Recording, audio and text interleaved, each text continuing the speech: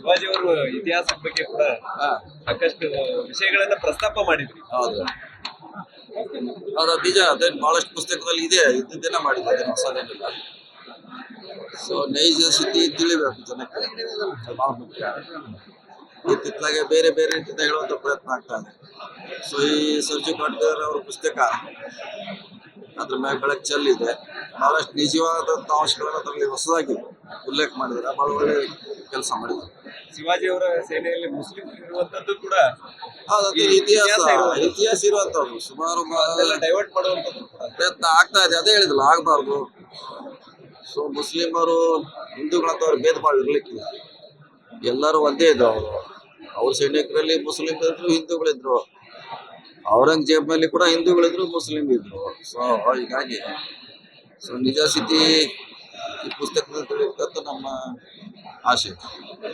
Sir, ಈಗ December November ನಲ್ಲಿ cabinet ವಿಸ್ತರಣೆ ರಚನೆ ಆಗ್ತೈತೆ ಅನ್ನುವಂಥದ್ದು ಇಲ್ಲ, ಅದಾಗ ನೋಡೋಣ. ಇನ್ನು ಟೈಮ್ ಇದ್ರಲ್ಲ, ಡಿಸೆಂಬರ್ ಬಹಳ ದೂರ ಇದೆ, 6 ತಿಂಗಳಿದೆ.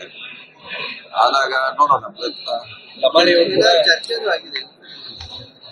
ಅದು ಹೈಕಮಾಂಡ್ ಮಾಡ್ಬೇಕಂದ್ರೆ ನಮಗೆ ಗೊತ್ತಿದೆ. ಸಾಕಷ್ಟು ಹಿರಿಯ ಶಾಸಕರು ಕೂಡ ನಾವು ಬಹಳಷ್ಟು ಜನ ನಾವು ಆಗ್ಬೇಕು 30 ತಿಂಗಳ ನಂತರ ಅಂತ ಬಹಳ ಜನ ಆಸೆ ಇರ್ತಾರೆ. ಆದ್ರೆ ಒಳ್ಳೇದೇ, ಒಂದ್ ರೀತಿಯಿಂದ ಎಲ್ಲರಿಗೂ ಅವಕಾಶ ಸಿಗ್ತದೆ.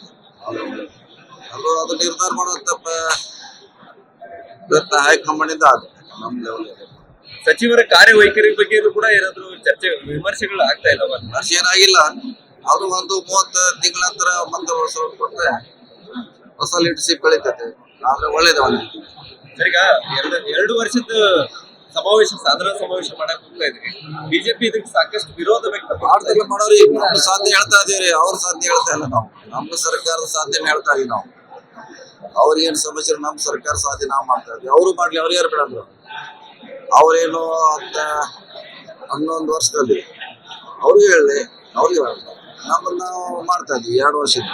ಸಾಕಷ್ಟು ಜನ ರೈತರು ಸತ್ತಿದ್ದಾರೆ, ಅವ್ರ ಸಮಾಧಿ ಮೇಲೆ ಸಮಾವೇಶ ಮಾಡಕ್ ಹೋಗ್ತಾ ಇದಾರೆ ಅಂತ ಆರ್ ಅಶೋಕ್ ಅವರು ಹೇಳ್ತಾ ಇದ್ದಾರೆ. ಹೇಳ್ತಾರೆ, ಹಂಗೆ ಹೇಳೋರೇ. ಅವ್ರ ಅವಧಿಯಲ್ಲಿ ಕೂಡ ಇಂಥ ಘಟನೆಗಳಾಗಿದೆ, ಅವಾಗೂ ಆಗಿದೆ, ಈಗೂ ಆಗಿದೆ. ಸೊ ಸಾಧನೆ ಬಗ್ಗೆ ಹೇಳಿಕೊಂಡಿದ್ವಿ ನಾವು, ಫೇಲ್ಯೂರ್ ಬಗ್ಗೆ ಅಲ್ಲ, ಸಾಧನೆ ಹೇಳ್ತೀವಿ. ಆಲ್ರೆಡಿ ಮುಗಿಸಿದಾರೆ, ಬಹುಶಃ ಕೊನೆ ಹಂತದಲ್ಲಿದೆ, ಅವ್ರು ಮುಗಿಸ್ತಾ ಇದಾರೆ. ಸೊ ಅವ್ರಿಗೆ ರೈಟ್ಸ್ ಇದೆ ಮಾಡಕ್ಕೆ, ಮಾಡ್ಲಿ. ನಮ್ಮ ಸಾಧನೆ 2 ವರ್ಷ ನಾವು ಮಾಡ್ತಾ ಇದೀವಿ, ನಮ್ಮ ಹಕ್ಕಿದೆ ನಾವು ಮಾಡ್ತಾ ಇದೀವಿ.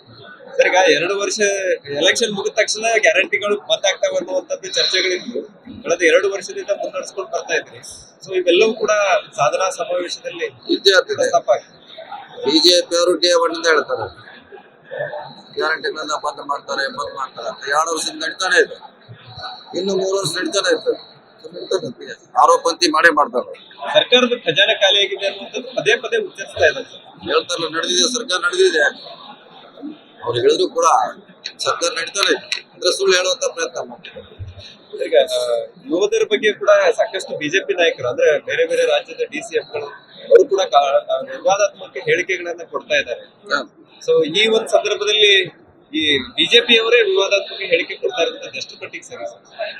ಅವ್ರನ್ನೇ ಕೇಳ್ಬೇಕಲ್ಲ, ಯಾಕೆ ಕೇಳಿದ್ದಾರೆ, ಏನ್ ಕಾರಣ ಅವ್ರೇ ಹೇಳ್ಬೇಕು.